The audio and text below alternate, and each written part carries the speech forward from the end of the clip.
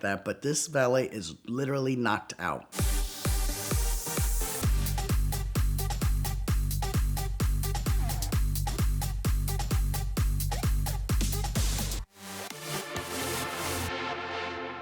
It's been almost a year, and honestly, I have to say I really thoroughly enjoy sharing these stories. But not only that, it amazes me on how many times, at least honestly, at least once a week, someone's coming up to me just to say, hey, I recognize you from VINwiki, or I recognize you from the valet stories.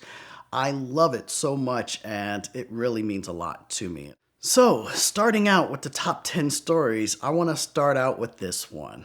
I have a really good employee. In fact, he just left, but he actually came back. He went to the military, but whenever he's off cycle, he does come by and say hello. And he was a great worker, very energetic, very young guy, but this one day he was working at one of our properties in which we drive golf carts. We do valet parking, but we drive golf carts around delivering packages throughout the day. So if we get a big package or something, they may say, hey Alex, send so-and-so off to go deliver this package to a certain unit.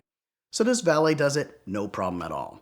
This day it happened to be some type of rug. So it was rolled up and it was sitting right next to him. But what happened, he went around the corner too quickly, it fell over, hit the gas pedal, and ran him into the building.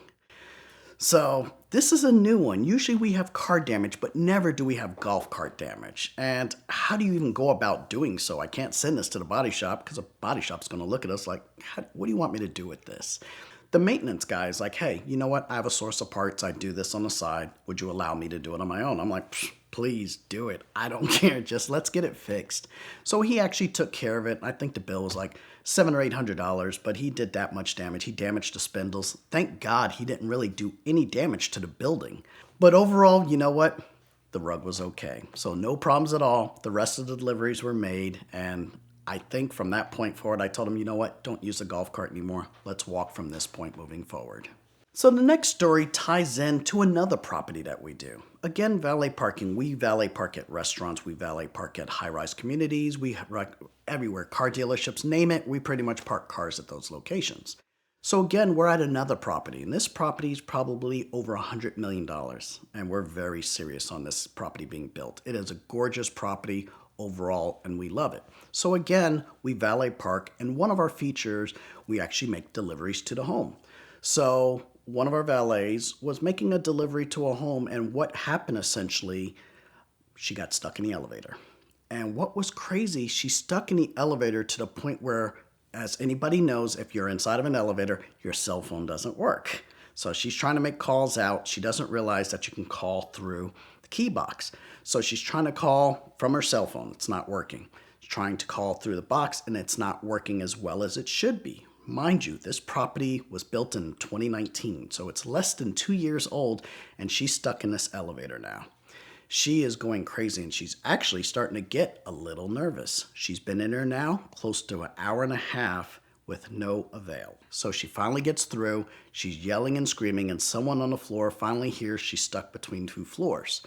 We call security, and security calls the fire department, of course. Fire department finally gets there, and they're able to, after another 30 minutes, because they had to find the elevator room in order to get it open to get her out. Thankfully, she only weighed 90 pounds, so they were able to pull her out through the roof of the elevator, but unfortunately the packages were left inside the elevator for another day to come.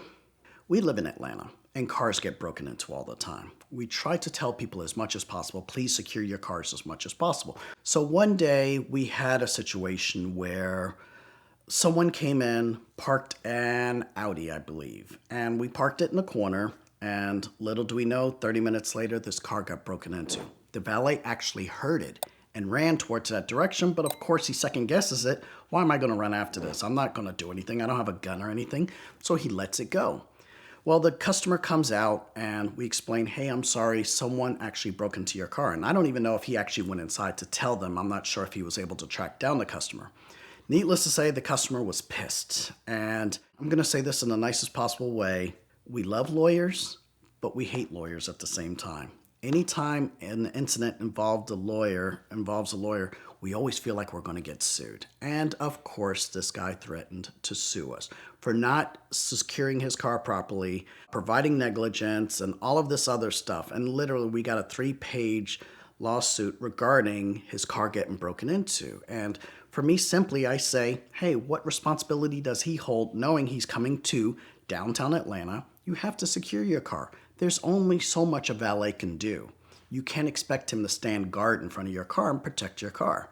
So I asked him over and over again what was taken, and it's probably quite interesting. I'm probably going to say this on the other end. I want to see what that criminal's face looked like when he opened up the backpack that he stole.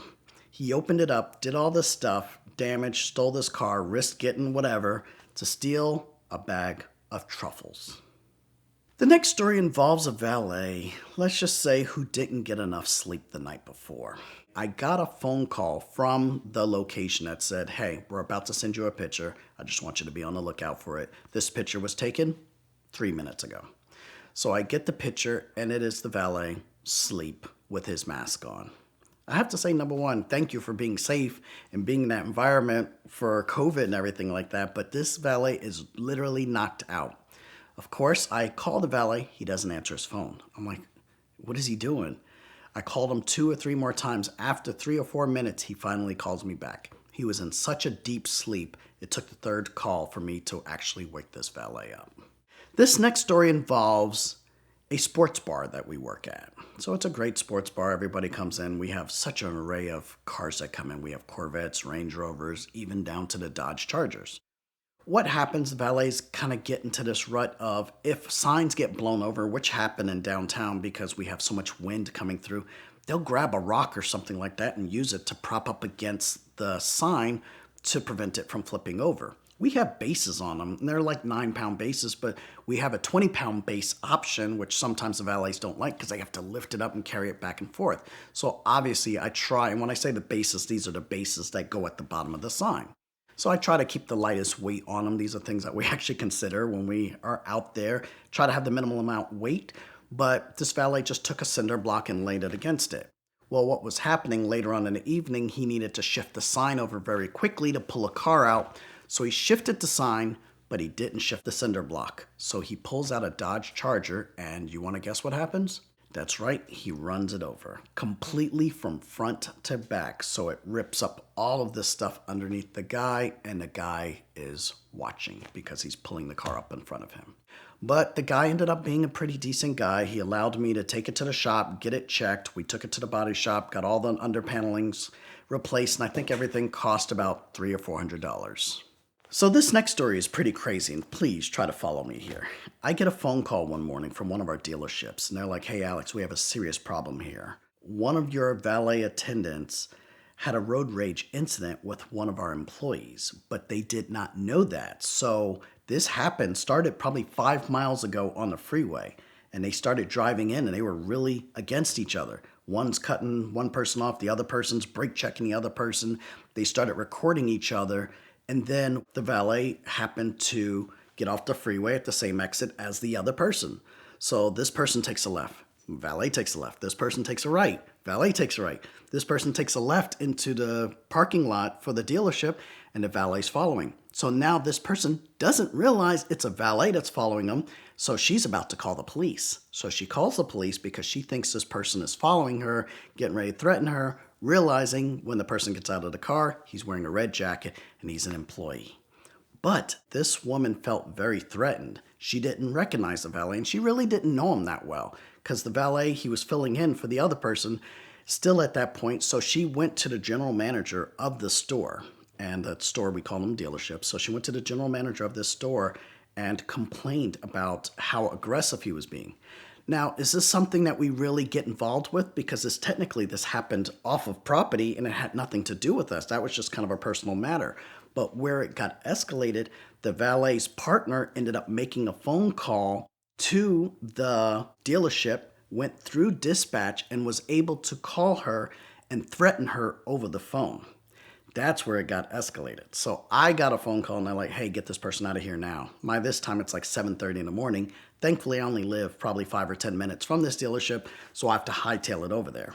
The moment I step into the dealership, I see the police arrive and they want to know what's going on. At this point, the valet is now in the back of the lot with whatever, just kind of having privacy on their own, but I'm dealing with the repercussions of what really happened. Now, the employee, female employee, is really upset. She's distraught. She's called her husband, and the husband is now showing up, and this is now blowing up bigger than it needs to be.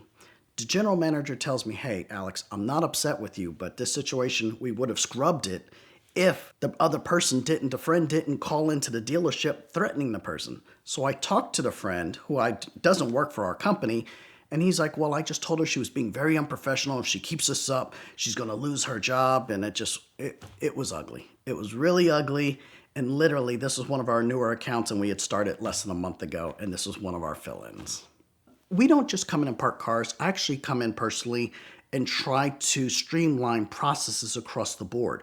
If I see things are not running efficiently, I want to see what we can do to make things better. So a lot of times I'm looking at parking, I'm looking at the technicians, I'm looking at the service advisors.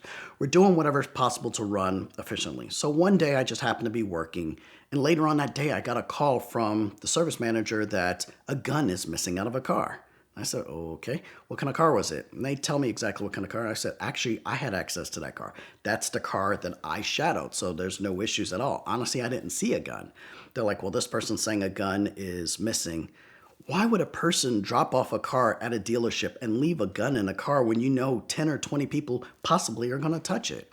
So I'm like, please, thankfully at dealerships, they have over 60 cameras. So you can pretty much follow the path and pretty much see anybody's body position. So of course they check the cameras and they notice that, no, we didn't touch the gun, and even the technicians didn't touch the gun. So chances are the gun was probably not even in the car in the first place. Probably a week later, I'm doing the same thing again, and I see a gun in the car, and it is literally tethered to the bottom of the seat. So I take a picture of it, and it's unlocked. So I take a picture of it, I send it to the director just to show him that people are really this dumb by leaving guns in the car. The next story, I'm almost ashamed to say, what happens sometimes in the valet world, the valets will get robbed. We are in Atlanta, we're in downtown, and strategically, I try to put the best employees at the best locations to protect situations like this. So I have one employee at this location. He's very smart, very strong, no issues at all. But what happens, a customer pulls in, or he says a car pulls in. He doesn't think anything of it. It's a typical car that's in the neighborhood.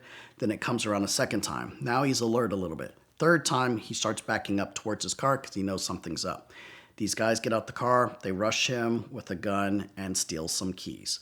They actually stole 4 keys. I think they stole a Honda, a Kia, a Ford, and a Porsche Cayenne SUV. So, of course, they start hitting the buttons. They steal the Porsche and they steal the Kia, and that's it. So he calls me immediately. I tell him to call the police. The police get there, surprisingly, within 4 minutes. So they're there, they're getting the information, and they said this car was involved in another incident earlier that evening, so they're actively looking for this vehicle. So now they know that they're in a Kia also and a Porsche SUV. In the middle of talking with him, 5 minutes later, they all take off, like with speed. They caught the Kia. They see the Kia. So they all took off. They were able to find the Kia and get that retrieved. So in a sense, we're kind of good there, but the Porsche is still missing. Customer's actually pretty good. They're handling it really well.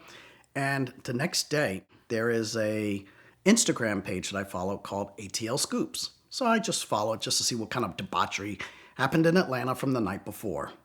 Well, surprisingly, there was a police chase involving a Porsche Cayenne, and Georgia State Patrol had actually gotten the guy out of the car by gunpoint, and the car is now retrieved.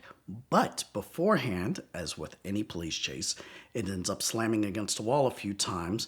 So, with that being said, I know this is a future lawsuit that's going to be coming onto my desk. So one day we had this party, and it's a phenomenal house. Before we do any private parties, I always go out to the location, take a look, and see what we're going to be dealing with. If it's not me, it's one of my other managers that's doing such. So we go out, we see this party. It's a gorgeous house, and we're like, okay, that's great. This is where it is. This is where we're going to park. Everything is good.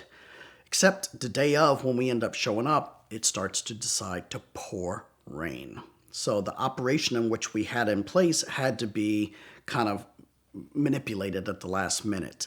It was a beautiful, gorgeous Indian party where they're wearing gorgeous beaded dresses and everything like that. And in fact, one of your viewers, I think his name is Nick, he was great. He's like, hey, are you the guy from VINwiki? We'll bring Nick up in a minute. But yes, I am that guy from VINwiki. And yes, we're here to service your party. And hopefully we don't have any stories. Wrong. Of course we have a story. So we're parking the cars and everything is great, but now we have to maneuver. And the driveway, honestly, I have to say, is close to a quarter of a mile down. Our initial plan was to park the car or take the cars from the top of the driveway and let everybody walk down. It's this beautiful presentation with candles, lit tables, and everything. It was gorgeous. But once it started raining, we're like, scrap that idea. Let's get these cars as close as possible to the front door so people don't get wet. We have 3 umbrellas, but that's not enough. We needed at least 10 umbrellas. So I send one of the valets to the store. I'm like, get 20 umbrellas right now. Just get them back over here as quickly as possible. During that time, it starts pouring rain. We have a tent. We actually bring tents out because we know these things. Too many cars are coming in. We're talking about Lamborghini Uruses, Bentleys, everything. They're coming out with these gorgeous dresses. And what we're trying to do is park as quickly as possible. We're supposed to be parking at a church that's down the block. But we're like, at this point, any point of real estate, put the cars on it, safely lock them and secure them. Well, the next street down, we're parking the cars, and unbeknownst to us is a house where they're like, no, you can't park in front of this house. By law, we can park anywhere as long as we don't block a driveway and as long as we don't impede the flow of emergency vehicles on the other side. So we know we can park on one side of the street. So I'm like, just park them there. We can park at least 20 or 30 cars there. Just get them parked quickly. Turns out it's Cardi B's house and Offset, I believe. And they have an armed security guard that's there in front that's trying to forbid us from parking in front of their house. And I keep getting these calls on my radio that, hey, Alex, the security guard wants to talk to you. The security guard wants to talk to you. I don't care. Get these cars parked. That's the last of my priorities right now. Let's get these cars parked. And we find out they're not even home. But they don't want visitors and stalkers to come and take pictures of their house while things are in play. We understand that. We're not those people. We're just trying to do a job quickly and efficiently. And it got to so much where Nick and his friends ended up coming out and say, hey, can we help you? Honestly, at this point, I usually do not do this. I said, hey, if each of you can grab some cars and just drive them up to the church, we'll shuttle you back down here as quickly as possible. So I think they did that. We were able to move like 10 or 15 cars off the property really quickly. And that really helped in the process. Overall, it was a great party. Everybody was so nice. They were so gracious. They're like, hey, we have food in here. Come in here and eat all the food and everything. And it was great. But honestly, at that point, we just wanted to get these cars parked and brought back up as quickly as possible. Now, this final story, you are not going to believe. I wouldn't believe it myself, but of course, this is the #1 story of our top 10 stories of 2021. Let's go back to the dealership again. So one of our duties at the dealership, yes, we do clean cars. And again, I told you about efficiency. So I try to explain to the valets, hey, this is one of the automatic car washes where we vacuum the cars thoroughly, then we pull the cars into the car wash. You can stop the car and then the tunnel actually moves over the vehicle. So it's static position.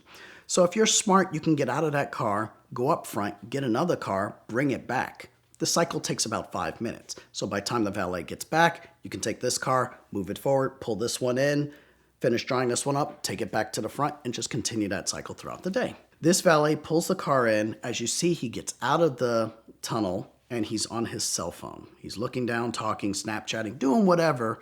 But the problem is he never comes back to the car. It is now 5:30 at night. We're there till 7 p.m. He never comes back at all. In fact, he goes and sits in his car and forgets about it for the rest of the night. Now, where the problem is, the next person, we share this tunnel, car wash tunnel, with detailers. We share it with new car sales or whoever, so anybody can essentially use the car washes on the property. Well, the problem is the valet never came back. And the position that the next person, we don't know who, pulled it forward into was employee parking. So nobody recognized it was a particular brand car that was sitting on the other side. So what happened? The car ran all night until it ran out of gas the next day. Nobody noticed anything about this car for 3 weeks. In that 3-week time, we had already gotten contacted by the police because this lady now wants to know where her car is. We can't find the car. We know it went into service, but we don't know anything else beyond that. But before that, we have to put her in a rental car. Then we have to deal with the police department. Then we have to deal with the insurance company as we try to track down her vehicle. Nobody took it upon themselves to really look. We looked the entire parking lot, but then we didn't realize, here's the thing. Looking at a map of the location, one dealership's here. Once you go through the car wash, you're on the other dealership. So essentially it was at the other dealership. We never bothered to look over there. We were only looking on this side for this brand of cars, not on that side. So the director was finally not smart enough, because I should have done it too, but hey, let's just look at the video and see at what point was this car stolen. So they saw it go into the car wash and never really saw it come out. So that's when he said the next morning, I got the call at 4 in the morning, or a message at 4 in the morning saying, hey, we have to check. I think I know where this car is. We get there, and of course the car is now on the other side of the car wash, on the other side in the employee parking area. It's out of gas, of course. Battery's dead, of course, so we have to replace that. We have to do a diagnostic on the car. We had to pay for a rental car for 3 weeks, and for some strange reason, we had to bribe her with money to not go to the top person whose name is on the mass of the dealership, because, of course, everybody's scared of that person. You don't want to get in trouble for doing something so stupid and careless. So I think we ended up paying her $300 or $400 not to go to, like, equivalent of a Rick Hendrick Chevrolet. Rick Hendrick, please don't go to Rick Hendrick, because at that, we're going to get in trouble for that. So please, what is it going to take for you not to go to him? And that's what we had to do. So I think that cost me about $1,400. We had to pay for a rental car. We had to pay for new battery. We had to pay for, obviously, a tank of gas, diagnostic, and the hush money, let's call it. So everybody thinks valet parking is great, but these are the things that we have to deal with on a daily basis. We love Caffeine and Octane as our local Atlanta monthly cars and coffee meetup. We actually just shot some Car Trek episodes at their new racetrack they just bought, the Caffeine and Octane Raceplex across from Road Atlanta in Brazelton. You've also seen their television show, Caffeine and Octane, and the next series of that airs soon on Motor Trend. But the coolest thing that they've done lately is launching the High Octane free streaming services. You can get all the episodes of their series plus content from creators like That Dude in Blue, and some extra VINwiki content on any smart TV, on your computer, Fire Stick, Roku, any way you access it. It gives you more automotive content than you could possibly imagine from the comfort of your couch, staring at your large television. So please check it out at the link in the description below to thank Caffeine and Octane for their support of VINwiki.